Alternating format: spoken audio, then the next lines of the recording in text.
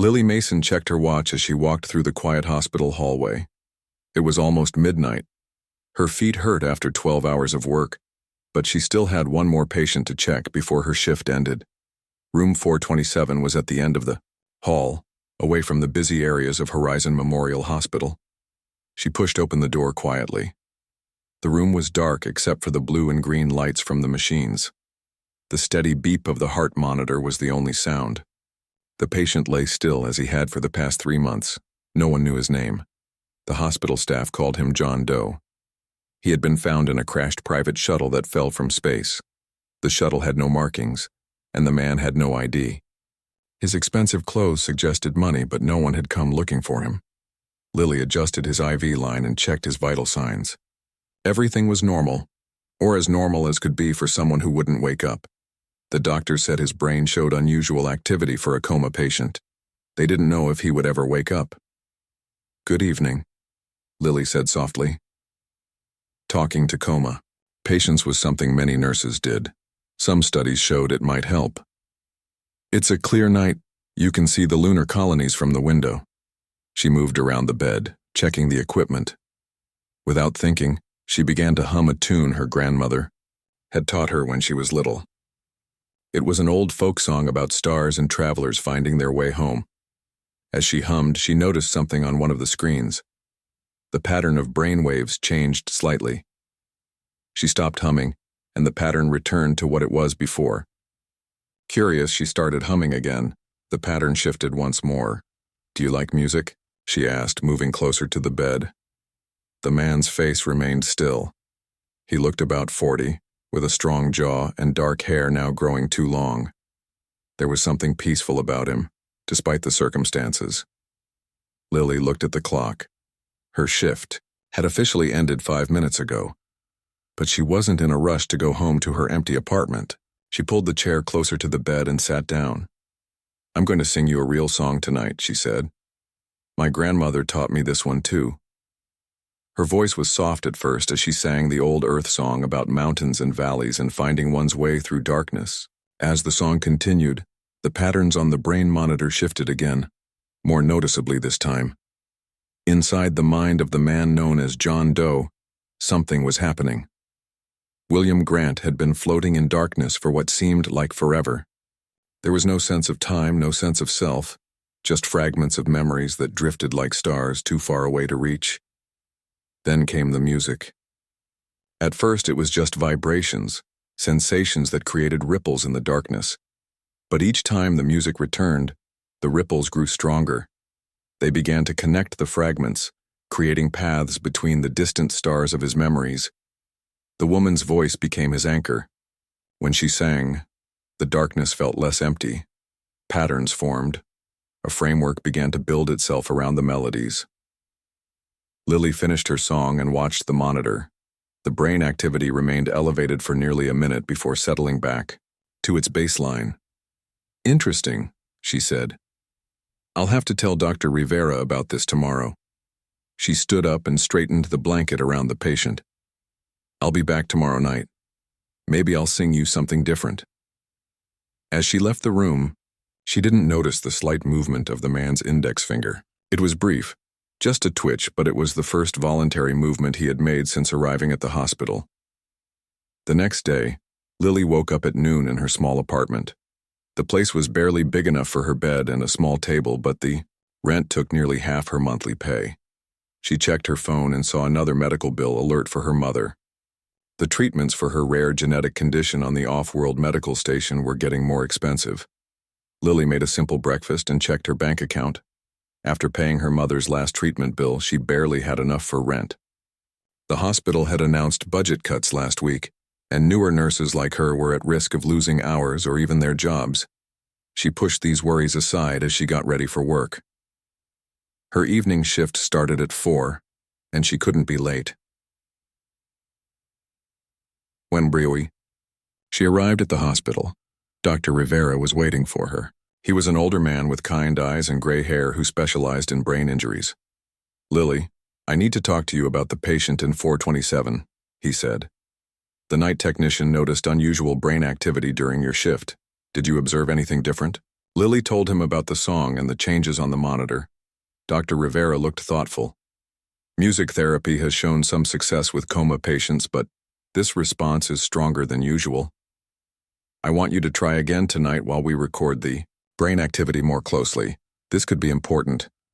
Lily nodded, feeling a small spark of hope for the nameless man. Maybe she could help him find his way back. At Stellar Horizons headquarters, 200 miles away, Keith Dawson sat at an enormous desk that once belonged to William Grant. The company was managing to keep William's disappearance quiet, telling the press he was working on a secret project off-world.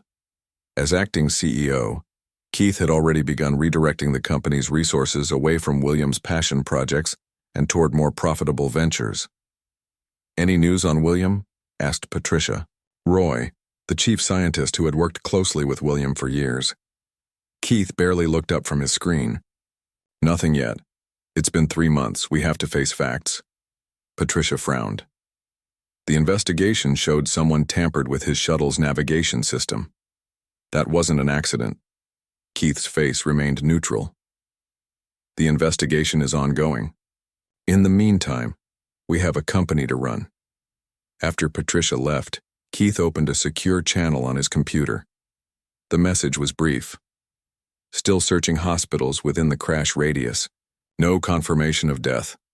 Continue monitoring." Back at Horizon Memorial, night fell. Lily entered room 427 with Dr. Rivera and a technician who set up additional monitoring equipment. "Just do what you did last night," Dr. Rivera said. "Pretend we're not here." Lily felt awkward with an audience but sat beside the bed anyway. She began with simple conversation, telling the patient about her day and the weather. Then she started to sing the same song from the night before. Almost immediately, the monitor showed increased activity. Dr. Rivera and the technician exchanged glances. As Lily continued singing, inside William's mind, the darkness lit up with connections. The voice created pathways through the void. He couldn't understand the words yet, but the feeling they created was clear. Safety, direction, hope. He tried to move toward the sound, to reach out. On the bed, his hand twitched again, this time more noticeably. Lily saw it and paused her song. "His hand moved," she said. Dr. Rivera nodded, his expression serious. "Keep singing. Something is definitely happening." Dr. Rivera spent the next 2 hours watching as Lily sang to the patient. Each time she sang, the brain activity increased and the man's fingers would twitch. "This is remarkable," Dr. Rivera said as they left the room. "I want you to continue this every night. I'll arrange for the monitoring equipment to record everything." For the next week, Lily sang to John Doe every night. The hospital staff began to talk about the nurse who made the coma patient respond. Some nurses asked to watch, but Dr. Rivera limited visitors to prevent overstimulation. One night, Lily arrived for her shift to find a crowd of doctors outside. Room 427, Dr. Rivera waved her over. "We've identified him," he said quietly. "His fingerprints matched a private medical database. His name is William Grant." Lily frowned. "Should I know that name?" Dr. Rivera looked surprised. "William Grant is the founder of Stellar Horizons, the space company. They run the shuttle service to the lunar colonies." Lily's eyes widened. She had seen the Stellar Horizons shuttles taking off from the spaceport outside the city. Every child knew about the company that made space travel possible for regular people. "He's that William Grant? The billionaire?" Dr. Rivera nodded. "We've contacted his company. They're sending representatives tomorrow. They told us to keep this quiet for now." That night, Lily sat beside William's bed, feeling strange, knowing who he really was. The machines continued their steady beeping as she checked his vital signs. "So you're William Grant?" she said softly. "I had no idea I was singing to someone famous." She began her usual song. The brain monitors showed the now familiar increase in activity. William's fingers twitched more than usual. Inside William's mind, the darkness had given way to a strange landscape. The music created structures, memories that took shape around him. He could now recognize the voice, could feel it pulling him toward awareness. William struggled to remember how he got here. There were flashes, the shuttle, the warning light, the feeling of falling. Before that, the meeting with the board, the argument with Keith about the Mars project. He remembered discovering files that weren't supposed to exist, plans for turning his terraforming technology into something else, something dangerous. He had confronted Keith and then the shuttle malfunction. Lily finished her song and noticed William's heart rate had increased. She leaned closer to check. The monitor. "Are you trying to wake up, Mr. Grant?" she asked. She didn't expect an answer, but she noticed his eyelids flutter slightly. It wasn't much, but it was new. Lily stayed an extra hour that night, singing several more songs. Each time, William showed small signs of response. A finger twitch, an eyelid flutter, a change in breathing. When Lily finally left the hospital, she was tired, but excited. For the first time, she believed her patient might actually wake up. Next morning, Lily couldn't sleep. She kept thinking about William Grant and how his life was so different from hers. He built spaceships and owned companies. She could barely afford her tiny apartment and her mother's medical bills. She checked her phone and saw another alert about her mother's treatment. The costs had gone up again. At this rate, she would have to take out a loan just to keep the treatments going. With a sigh, she got up and made coffee. Her shift wouldn't start for hours, but she was too anxious to sleep. She decided to go to the hospital early to see what was happening with William Grant. When she arrived, she knew something was different. There were men in expensive suits standing outside room 427 and security guards at the elevator. She showed her hospital ID and was allowed to pass. Dr. Rivera saw her and pulled her aside. "The Stellar Horizons people are here. They've brought their own medical team. They want to transfer Mr. Grant to their private facility." Lily felt a sudden sense of loss. When? They're preparing the paperwork now. They'll probably move him tonight or tomorrow morning. Inside room 427, a man in an expensive suit was looking at William's charts. He introduced himself as Keith Dawson, the acting CEO of Stellar Horizons. "We appreciate your care for William," Keith said with a smile that didn't reach his eyes. "Our medical team will take over from here." Lily nodded and checked William's vital signs as usual. The Stellar Horizons doctor, a woman named Dr. Wells, watched her closely. "I understand you've been singing to him," Dr. Wells said. "And he's been responding?" "Yes," Lily said. "His brain activity increases and he shows small movements." Dr. Wells made notes on her tablet. "Interesting. We'll continue that approach at our facility." When Keith and Dr. Wells left the room to speak with Dr. Rivera, Lily leaned close to William. "I guess this is goodbye, Mr. Grant," she said softly. "I hope you wake up soon." She hummed her song quietly, watching the brain monitor show the familiar spike in activity. This time, William's whole hand moved, not just his fingers. His eyelids fluttered more strongly. Lily held her breath. For a moment, she thought he might open his eyes, but they remained closed. That evening, Lily returned for her shift, knowing it would be her last time with William. The paperwork had been completed and he would be moved in the morning. Keith Dawson and another man from Stellar Horizons were in the room when she arrived. "We're just finishing up here," Keith said. "You can have some time with the patient before you go." After they left, Lily sat beside William's bed. "Your people are here to take you home, Mr. Grant.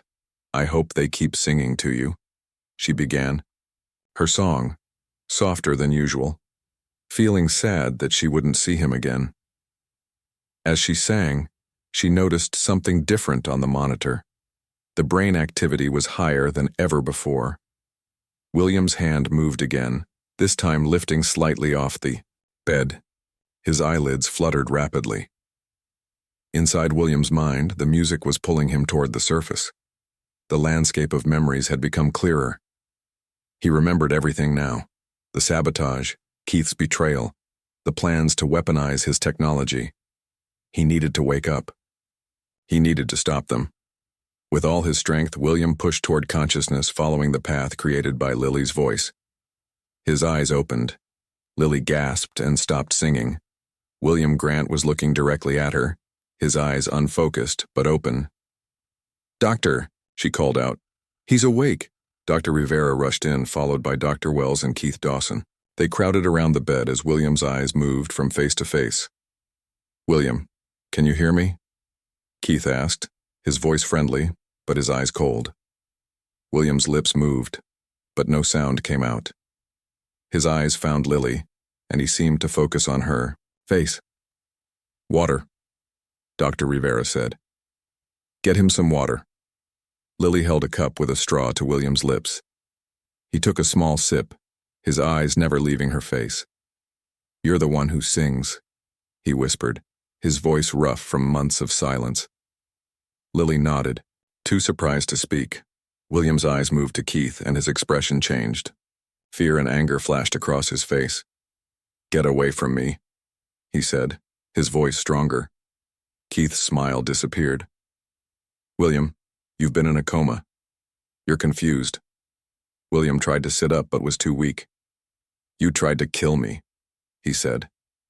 "You sabotaged my shuttle." The room went silent. Dr. Rivera and Lily exchanged shocked glances. Dr. Wells stepped back, looking uncertainly at Keith. Keith laughed, but it sounded forced. "He's clearly disoriented. This is normal after a coma. We need to get him to our facility as soon as possible." William reached out and grabbed Lily's hand. "Don't let them take me," he said, "please." The room went quiet after William spoke. Lily looked from William to Keith, unsure what to do. William's hand gripped hers tightly despite his weakness. Keith recovered quickly and smiled at Dr. Rivera. "This is quite common with brain injuries. Patients often wake up confused and paranoid." Dr. Rivera nodded slowly. "It's true that confusion is normal, but William needs specialized care," Keith interrupted. "Our medical team is prepared for this. We should move him tonight." William tried to sit up again. "No," he said, his voice stronger. "I'm not going anywhere with him." Dr. Wells stepped forward. "Mr. Grant needs to rest. This excitement isn't good for his recovery."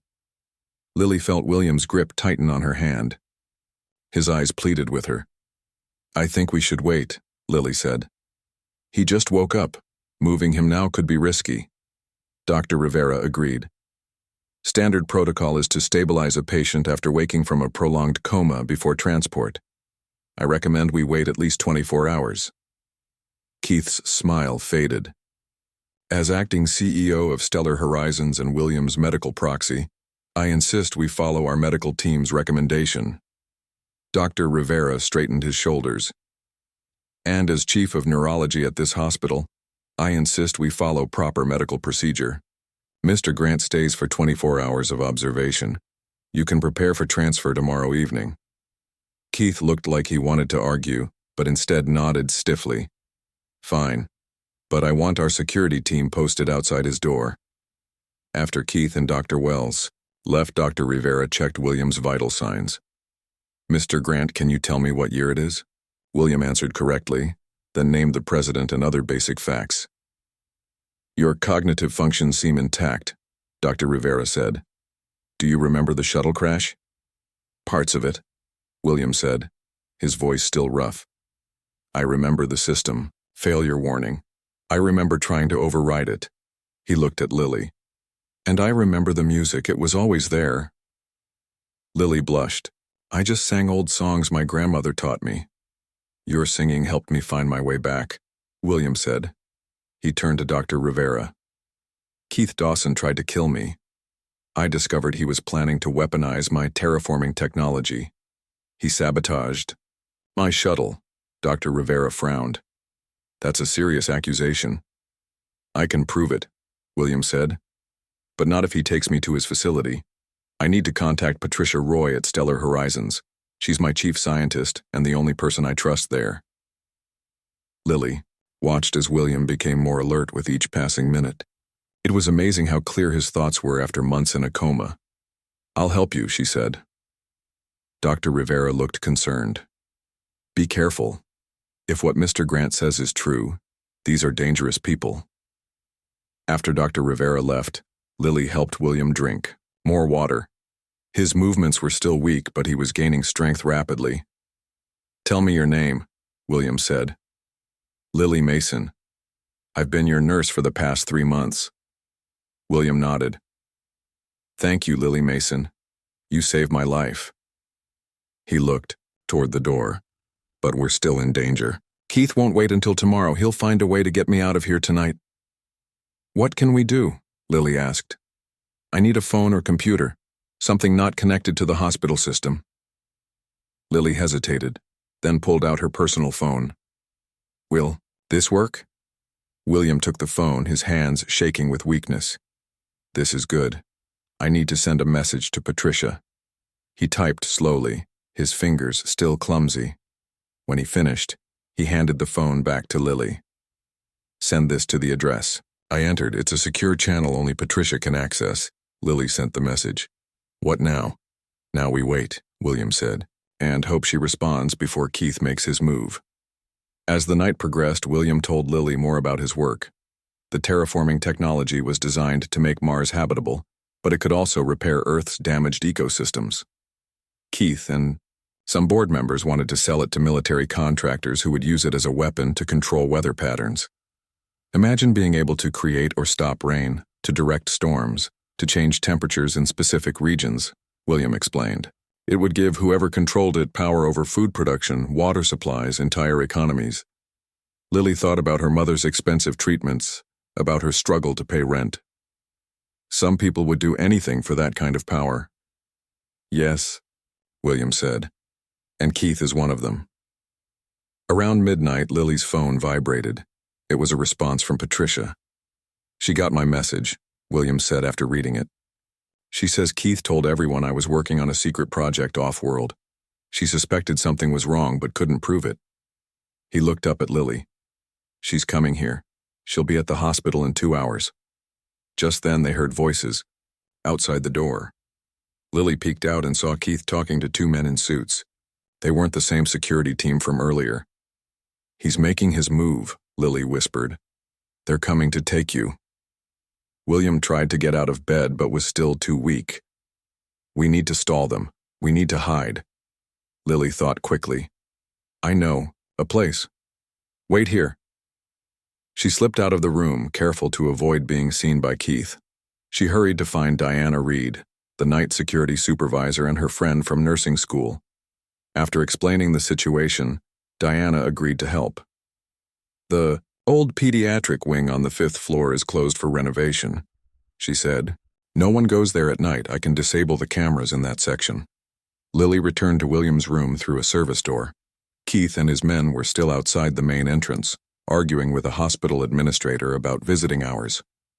Need to move now, she told William. Can you walk? William nodded.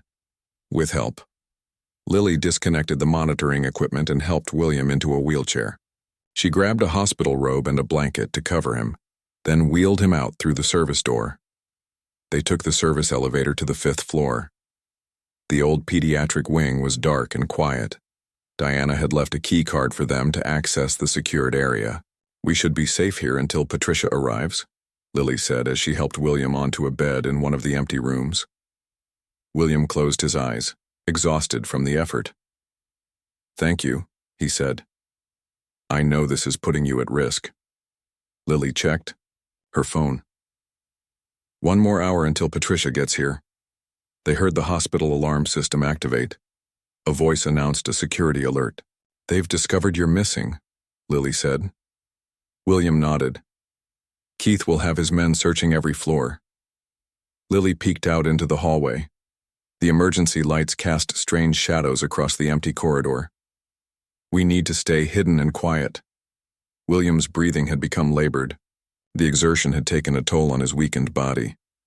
Are you okay? Lily asked. Just tired, he said. Being in a coma doesn't make for a restful sleep. Despite everything, Lily smiled. You should rest while we wait. William closed his eyes. Will you sing? He asked. Like you did before? Lily sat beside his bed and began to sing softly, the same song that had first reached him in his coma. William's breathing steadied as he listened. In the distance, they could hear footsteps and voices as security teams searched the hospital. but in the dark room there was only the song and the quiet sound of William's breathing. Then Lily's phone vibrated. A message from Diana. They're searching the 4th floor now. We'll reach 5th floor soon. Patricia Roy is at the front desk. Lily showed William the message. He nodded and tried to sit up straighter. We're close, he said. We just need to hold out a little longer. Footsteps echoed in the hallway outside their hiding place. Lily held her breath as a beam of light swept under the door. William gripped her hand, his face tense despite his weakness. The footsteps paused outside their door. The handle turned. Slowly, Lily's phone vibrated silently in her pocket. With her free hand, she carefully checked the message from Diana. Distraction on 3rd floor, security heading there now. As if on cue, an announcement came over the hospital speakers about a security breach on the 3rd floor. The person outside their door hesitated, then moved away quickly. That was close, Lily whispered when the footsteps faded. William nodded. Your friend Diana is good at her job. Another message came through. Patricia Roy is with me. Security. Office, safe to move now. Lily showed William the message. Can you make it to the security office? It's on the ground floor. William tried to stand but stumbled. Lily caught him before he fell. I need the wheelchair, he admitted. Lily peeked out into the hallway. It was clear. She quickly retrieved the wheelchair from where they had hidden it in a supply closet and helped William into it. We'll take the service elevator, she said. It's less likely to be watched. They moved quietly through the dark hallways of the abandoned wing. The renovation had left the area looking half-finished with exposed wiring and construction materials piled against walls. When they reached the service elevator, Lily swiped her ID card. Nothing happened. She tried again. Still nothing. They've locked down the elevators, she realized. We'll have to use the stairs. William looked at the stairwell door, then at his own weak legs. I can do it, he said, though his voice betrayed his doubt. Lily helped him out of the wheelchair and put his arm around her shoulders. One step at a time, she said. The stairwell was dimly lit by emergency lights. They moved slowly, William leaning heavily on Lily. 5 floors of stairs seemed impossible, but they had no choice. By the 3rd floor, William was breathing hard. His hospital gown was soaked with sweat. Lily wanted to stop and rest, but they heard voices above them. Keith's men, William whispered. They're coming down. They continued downward as quickly as they could. William's legs trembled with each step, but he didn't complain. When they reached the 2nd floor, the voices above them grew louder. We won't make it to the ground floor, Lily said. We need a different plan.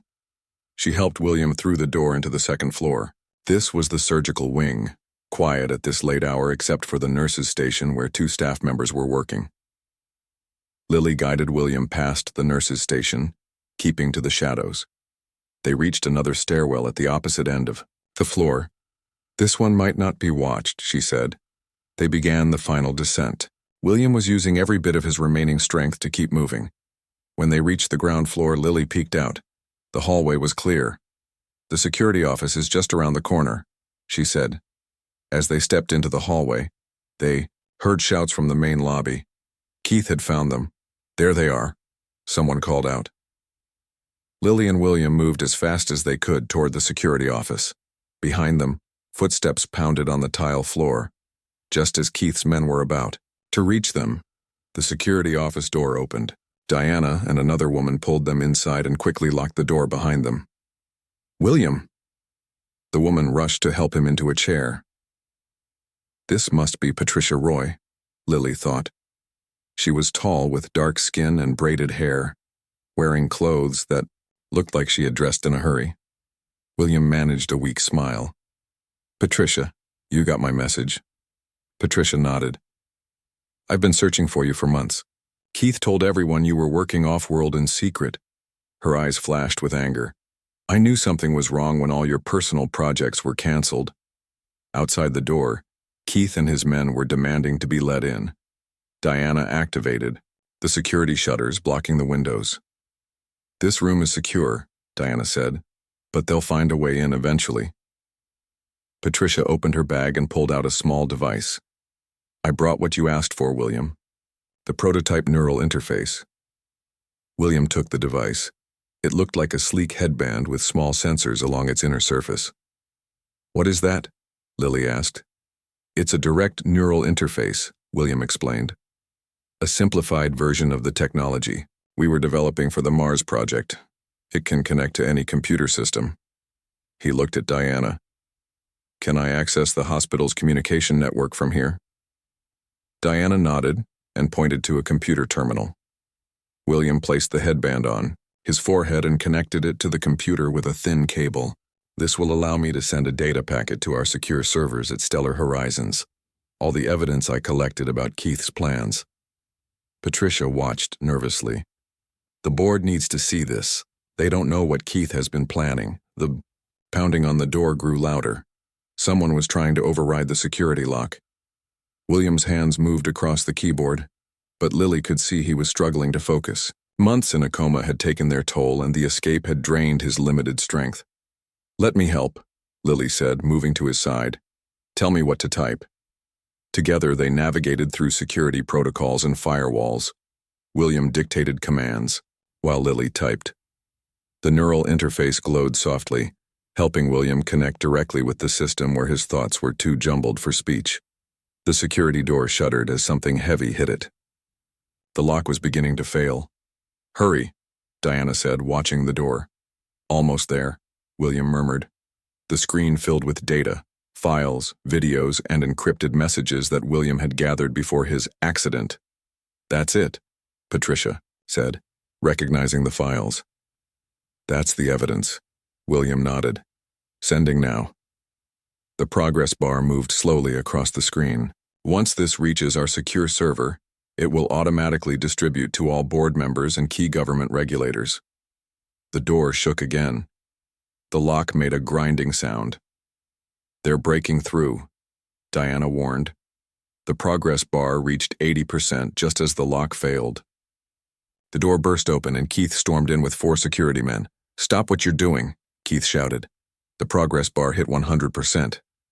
William smiled. Too late. Keith lunged forward, but Patricia stepped between him and William.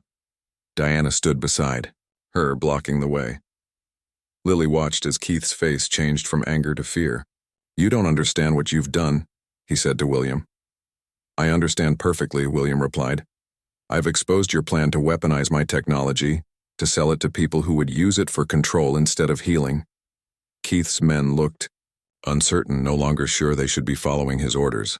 The board will receive everything within minutes, Patricia said, along with the police and federal regulators. Keith's phone rang. He checked it, and his face paled. Without another word, he turned and ran. His security team hesitated, then followed him. William slumped in his chair, exhausted but triumphant. It's over, he said. Lily took his hand. You did it. William shook his head. We did it. I would still be trapped in that coma if not for your singing. He looked at her with gratitude. You gave me a path back to consciousness when there was only darkness. Patricia checked her phone. The board is in emergency session. They're sending their own security team. Keith won't get far. For the first time since waking, William relaxed. His eyes drooped with exhaustion. You need to rest, Lily said, her nurse instincts taking over. William nodded sleepily. Will you sing for me again? He asked. Lily smiled and began to sing softly, the same song that had first reached him in the darkness. As William drifted to sleep, the first light of dawn appeared through the windows. A new day was beginning, for all of them. 3 weeks later, Lily walked through the garden of the Stellar Horizons Recovery Center. The spring air was warm and flowers bloomed along the pathways. This place was nothing like the hospital where she had worked. Everything here spoke of wealth and comfort. She found William sitting on a bench overlooking a small pond. His appearance had changed dramatically in the short time since he had awakened from his coma. His hair was neatly cut, his face had filled out, and he wore casual but expensive clothes instead of a hospital gown. Good morning, she said, sitting beside him. William smiled. Lily, I was hoping you would visit today. After the night in the security office, everything had happened quickly. The Stellar Horizons board had sent their own security team. Keith had been arrested trying to leave the city. Patricia had taken temporary control of the company while William recovered. William had been moved to this private facility, and Lily had returned to her regular shifts at the hospital. But William had asked her to visit, and she had come whenever she could. "How are you feeling?" she asked. "Better every day," he said. "The doctors say my recovery is remarkable. Most people don't regain strength this quickly after months in a coma." "You were always a fighter," Lily said, "even when you were unconscious." They sat in comfortable silence for a moment, watching dragonflies skim across the pond's surface. "I have news," William said finally. "The board has asked me to return as CEO. Keith's trial starts next month and all the evidence is secure. The weapons project has been shut down." "That's wonderful," Lily said. "When do you start?" "Next week. But I'm changing things. The terraforming technology is going to be used as I originally intended, to repair damaged ecosystems here on Earth and eventually to make Mars habitable." William turned to face her. "I want you to be part of it, Lily." She looked surprised. "Me?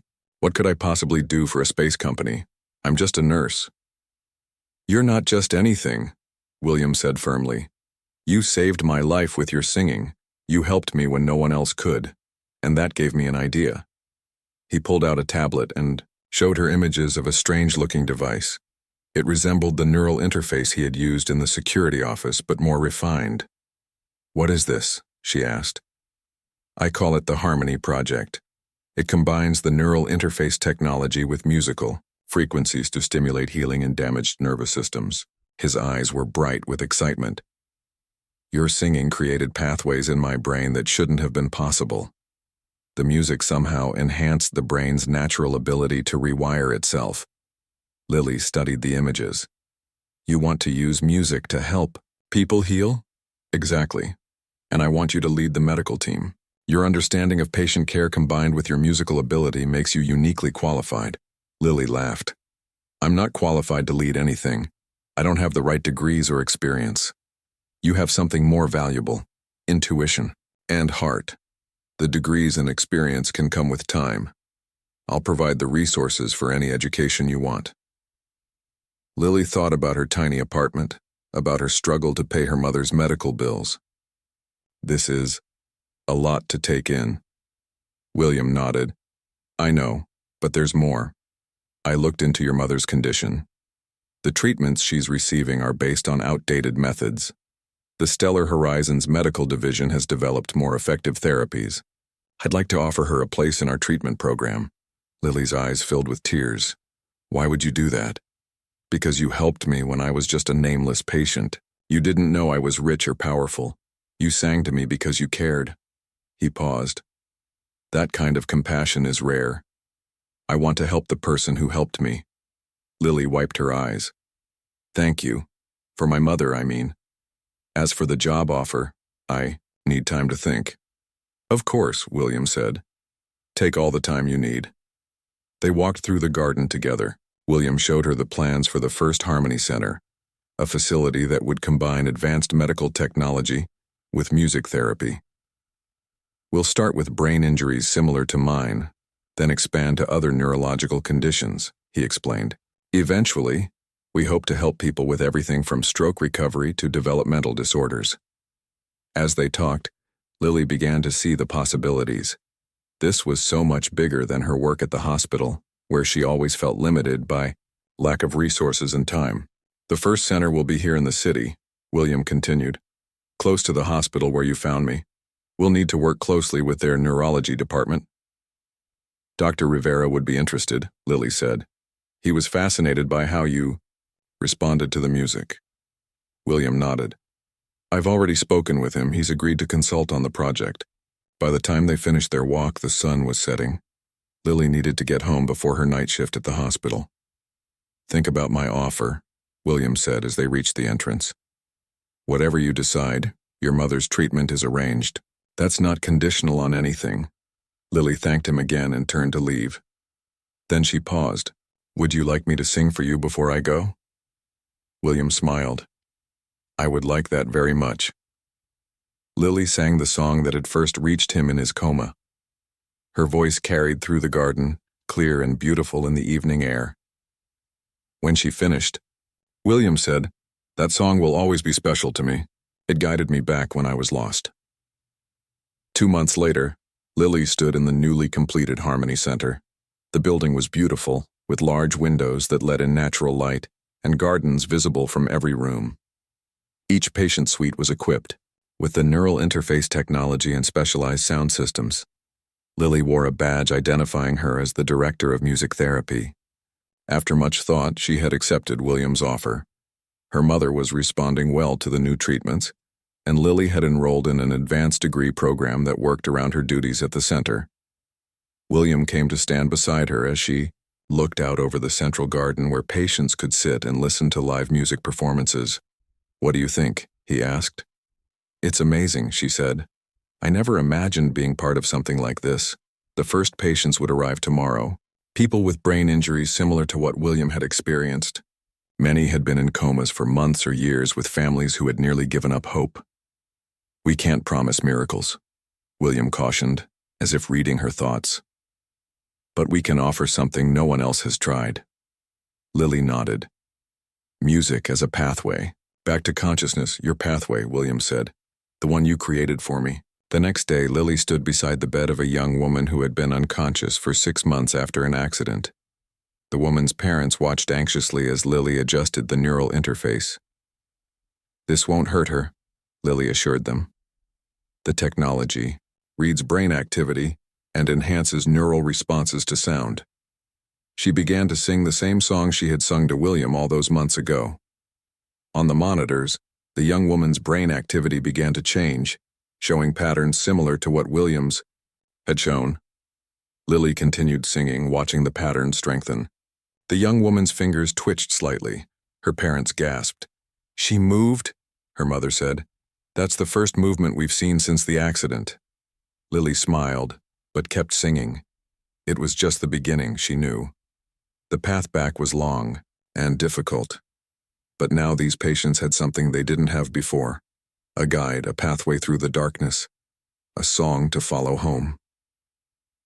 As she sang, Lily thought about how much her life had changed. From a struggling nurse to the director of a groundbreaking therapy program. From worrying about rent to helping develop technology that could change countless lives. And it had all started with a simple act of kindness, singing to a patient who she thought couldn't hear her. Sometimes the smallest actions could lead to the biggest changes. That was the real harmony in life.